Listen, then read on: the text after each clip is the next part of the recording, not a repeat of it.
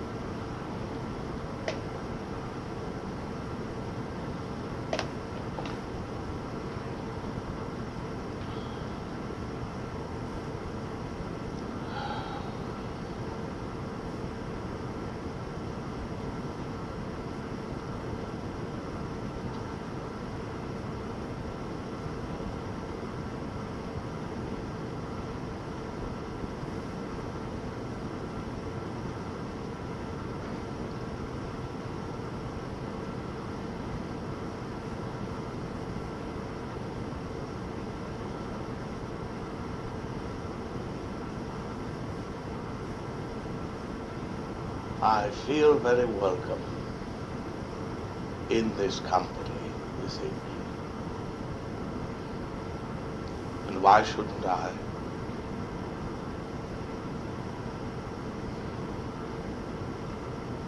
For how many times I have comfortably taken my seat in the home circle. And to me, my friends, a group such as yourselves, this is tantamount to the same thing. And again, why should I not feel comfortable here when the very philosophy that I did my best to expound and to protect is herein being carried forward. But yet I'm not surprised, not really. I knew that it should not die.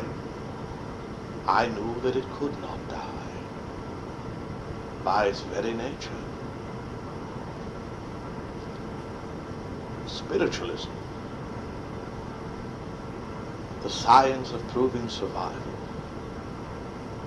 this night again demonstrated, proven.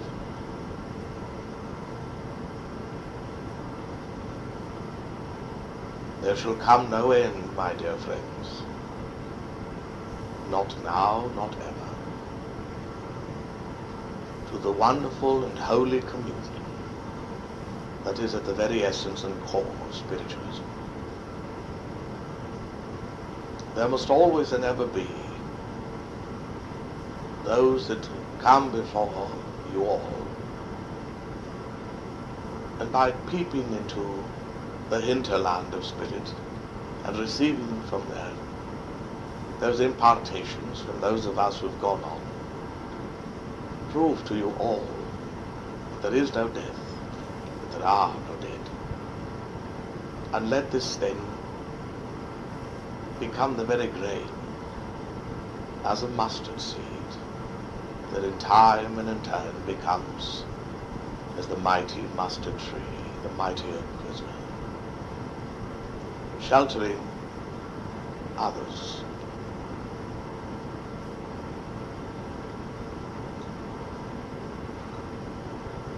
Most of you here sit and watch, you observe, perhaps you are amused, perhaps you are impressed, but either way, what you may not realize is simply that in time and in turn, you also, my dears, shall be called into service.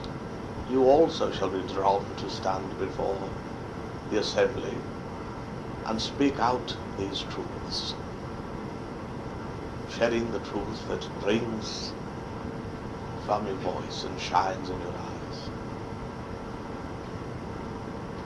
Can't you see it, my dear friends? It lies at the very center of philosophy itself. Man must first grasp the fact that he is spirit and not matter. And this is important. It has everything to do with reality as you know it. And it is what? Identity. Your true and everlasting identity. For unless and until you see yourselves as spirits immortal, you shall not be free, but instead shall feel as mortals do, bogged down by the elements that constantly attempt to beleaguer you. Allow me to share a story with you, if I might. It wasn't very long after regaining to the world of spirit that I set about the task of locating what I had heard about in very, very seance rooms. Some mysterious things that were referred to again and again as the Akashic Records. What a mystifying phrase. The Akashic Records. What in heaven's name were these? I asked here, I asked there. I was guided to certain places wherein I was led to believe I should be able to behold them for myself. And what were they really? But the echoes of those things, all things that had gone before, all things that had thus far transpired on the earth plane. Oddly enough, one could, in that moment, also appear to look ahead in time into what appeared to be the records of the future. How could it be? That mystery I had to leave for another time. But I betook myself to the study of these things, because I was always a man of research. Well, you can imagine, like one who has only recently learned to read, and then set loose in a library. I was in bliss. I began looking into certain historical events, mind you, after having looked into mine own life before. It wasn't long before I began to ask myself, now, what would be some of the most dramatic, earth-shaking events that have ever occurred upon the earth plane? And lo, my thoughts went to the personage of the Master Jesus. I thought, there it is, splendid. I shall behold at last what we've only been led to believe, what the Bible is about, and what preachers day in and day out seem to carry on about as well. Let us see wherein lies the truth here. I tell you, my friends, that as I approached, and that would be the words, I can think of none other, as I approached that time and space coordinate, I suppose you would call it, meaning the geographical location and the approximation in time as you would know it. Lo, it began to brighten, yea, and there he sat, as real as any one of you here, upon a large stone, speaking to a multitude. There were children not far away, and one of them he gently called to his side, and whilst he continued in his speaking, he very gently was brushing the little girl's hair. That child, by the by, sits in this room this very moment. But to continue, he continued his speech, and it wasn't until I chose to hear what he was saying that I was able to hear. In other words, previous to that, it would be like watching a silent movie.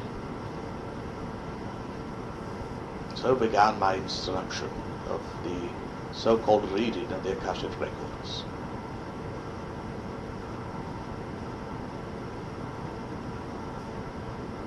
His talk went on.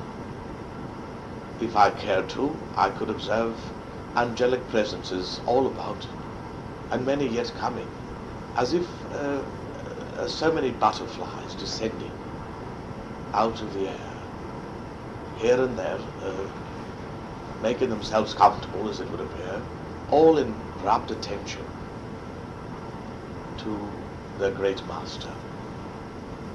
From time to time they would appear to whisper into the ears of those who were closest to them, as if they were commenting on what he himself was saying. And it would oft appear at these times that I would note the individual to whom this was occurring, a smile breaking upon their face, and a gentle acknowledgement. This went on, much to my delight. It ended. The master rose, called his closest disciples, and withdrew. Then occurred something that I, of course, knew nothing about previously, and that it was simply not written about. And it was this. He gathered those who were closest amongst his followers. There seemed to be 15 or so. And he became very silent and seemed to bow his head, and with eyes open appeared to go into what would, in my known understanding, seem like some type of a trance. I'd seen it done countless times by countless mediums. All became silent, as if they all knew what not only he was doing, but that they were doing the same. I wondered at this. What new wonder was to transpire? And at the moment of wondering, lo, it became obvious to me. He was slightly withdrawing his consciousness from his physical body, as were they all. Obviously they'd been trained in this thing. And he was observing himself as if one would watch one's own progress. I wondered. The mood changed. And then he looked about and said, well, how are we all doing? And one by one they began to relate, well, my character is doing fairly well, but he's not holding up the part of his role that means his bravery. I withdrew from questions asked of me, and I referred them instead to you, saying, ask the master, not taking the responsibility that was mine own. He gently smiled and looked at the next. And you, Philip? Philip said, I am doing well, Lord, but I find that I am not living up to the role that I myself have assigned, as we all know here, for my personal purity seems to be lacking. Master had smiled again and said, well, you know what to do about that. And he smiled, and at that moment it was as if a healing had occurred. Well, to make the long story short, my friends, he was guiding them, and mind you, himself doing the same, in this lovely process of removing oneself from one's, let us say, role, and assessing that role. How am I doing? The more I looked, I noted that he would do this habitually, one would almost say constantly. You've heard of the so-called witness or observer. And at that moment I learned much. But what I saw was something that very few, especially now, my dears, seem to do, in that they know not how to do it.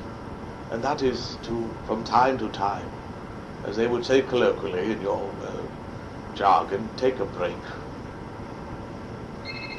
Take a breath or two and withdraw from your so-called current role. You are all of you playing roles, you know. All of you. This lovely soul is playing the role of a medium. How do you suppose she did tonight? Fairly well, eh? Some of you are playing the role of being a mother, someone's mum. How are you doing in that role? Some of you are playing the role of being an employee. Do you well? Some of you are playing the role of being a rather neurotic, unbalanced person. It's a role now. Are you as neurotic as you should be? Some of you are playing the role of being a victim. Well, you might as well be a good one. That you might experience fully victimization and thus outgrow it. Some of you are playing the role of the waiting one. You just sit about and wait. You wait and you wait and you wait some more. Somehow hoping against hope that life shall come and deliver unto your plate the prize. Some of you are playing the role of he or she who does not know. Always looking about to see if someone can tell you what you need to know. In any case, the roles that you play be but roles, my dear friends. They are not yourselves. Yourself is beyond any role that you may have chosen to play in this life or any other. But assessment is good. Learn how to unplug. Learn how to stop the merry-go-round and step off of it once in a while. And evaluate if the role you be playing to the best of your ability. Analyze it, my dears, analyze it once in a while. Was it not the great Plato, I believe, that once said that the unexamined life is not worth living? Else ye be as animals, just going about instinctively. It's good to observe. It's good to watch the roles that you play. Evaluate them. And at the same time, ask why in the world you have chosen to play such a role in the first place. Therein lie answers, my dear friends, perhaps the answers that shall free you unto the next role. All of you be as actors and actresses, playing your roles and playing them well. So well that many forget that they are but roles, and that ye are but souls playing these. These simple thoughts and observations, though to some you might think purely elementary, are, we think, important enough to take the time to mention and to point out. We who have regained, as I've stated, to the world of spirit, look back upon our own roles and say, how could I have done this better or that? Better to do it now. Better to make the fine-tuning correction now instead of waiting until you be here again, and then seeing with regret what you could have changed. My dear, dear friends, I encourage you constantly. Continue then in your role playing, but know that they be roles and not the truth of who you truly are. Your spirit is white as the driven snow, pure in your essence, eternal in your being. Nothing shall change that. Ye pour yourselves into matter, that ye might experience, and experience to the depths. So then, experience. Once you define your role, then you can play it to the best, you see. As long as it is cloudy unto you, you can't really. It doesn't work like that. Come to know yourselves, and behold, at the core of this investigation lieth self-realization. These simple thoughts we leave with you, that you might take them with you, that you might consider them in your privacies, and come to know yourselves for whom you truly are, gods and goddesses, choosing to be in flesh, choosing to master these roles. So be it. God bless you, my dear friends. God bless you all.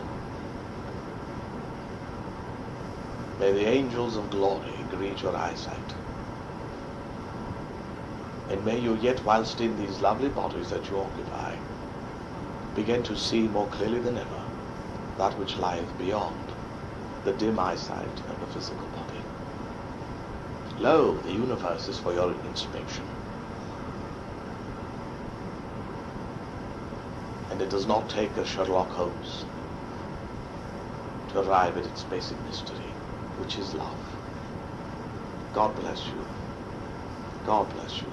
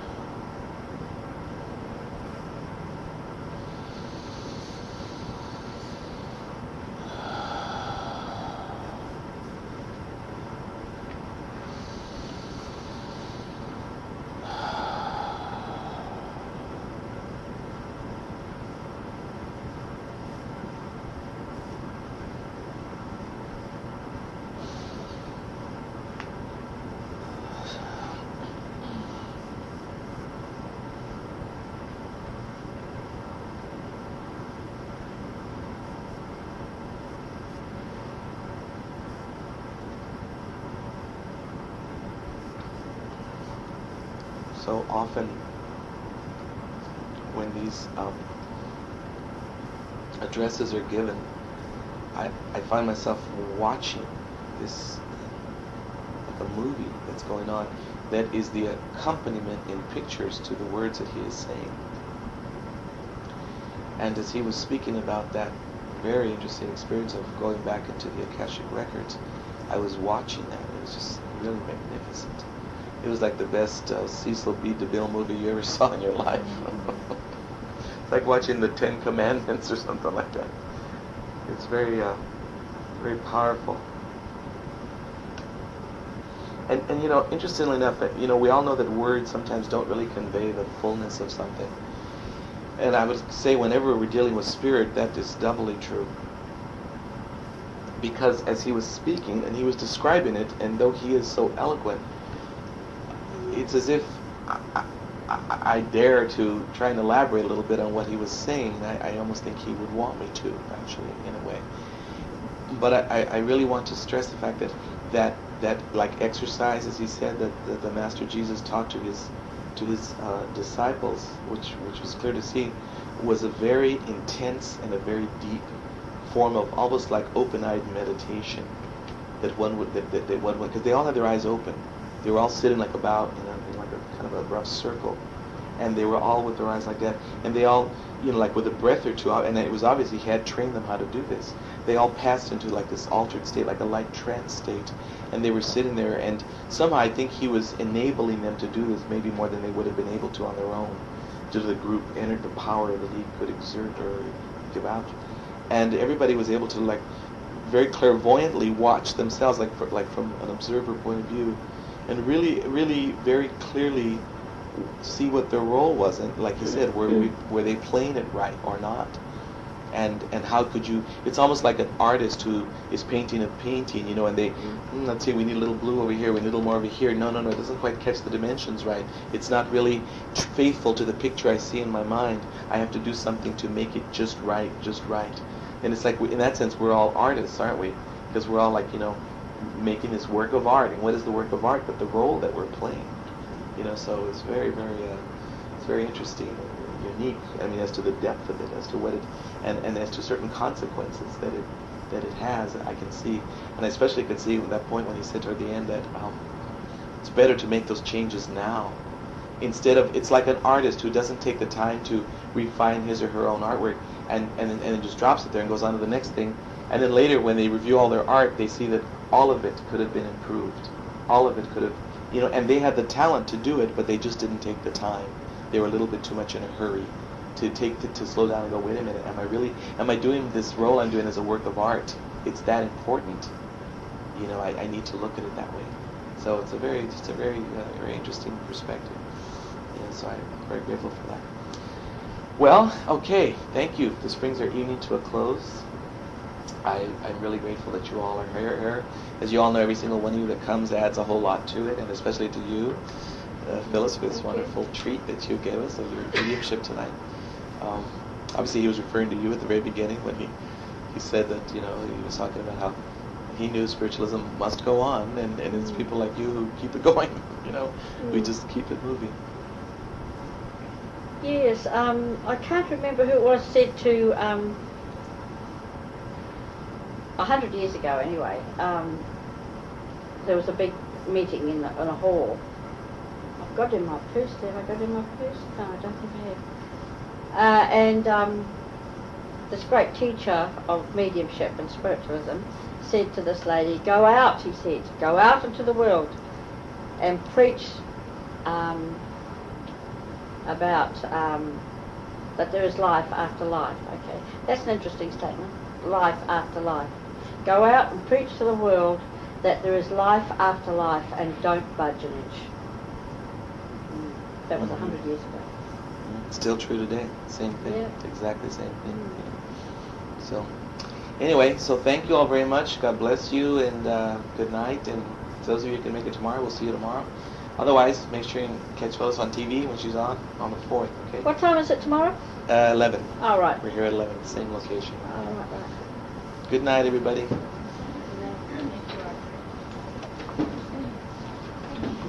Right.